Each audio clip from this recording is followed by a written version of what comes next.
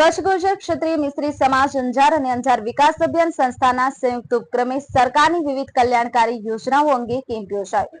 કચ્છ ગુર્જર ક્ષત્રિય સમાજના પ્રમુખ વિનોદભાઈ ખોડિયારે સમાજમાં થતા આવા સેવા કાર્યોને બિરદાવ્યા હતા। અંજારનગર પ્રાથમિક શિક્ષણ સમિતિના ચેરમેન બલરામભાઈ જેઠવાએ સમાજમાં શૈક્ષણિક પ્રવૃત્તિઓને પ્રોત્સાહન આપવા જણાવ્યું।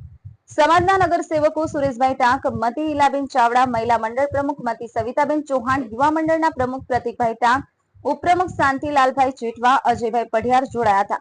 કેમ્પ દરમિયાન 73 લાભાર્થીઓના આયુષ્યમાન કાર્ડ બનાવવામાં આવેલ અને 17 રાશન કાર્ડમાં ઈ-કેવાયસી કરી આપેલ, 2 મીમ કાર્ડ બનાવેલ। આ સેવાકીય કાર્યક્રમને વધુ સફળ બનાવવા મિસ્ત્રી સમાજના અગ્રણીઓ અને અંજાર વિકાસ અભિયાન સંસ્થાના દયાલાલભાઈ રાઠોડ, વૈશાલીબેન, જાગૃતિબેન, ભાનજીભાઈ, સુજલભાઈ ચૌહાણનો સહયોગ રહ્યો। કાર્યક્રમનું સંચાલન પ્રતિભાઈ ટાંક દ્વારા કરવામાં આવેલ। Bureau report, HBN TV news, Kutch.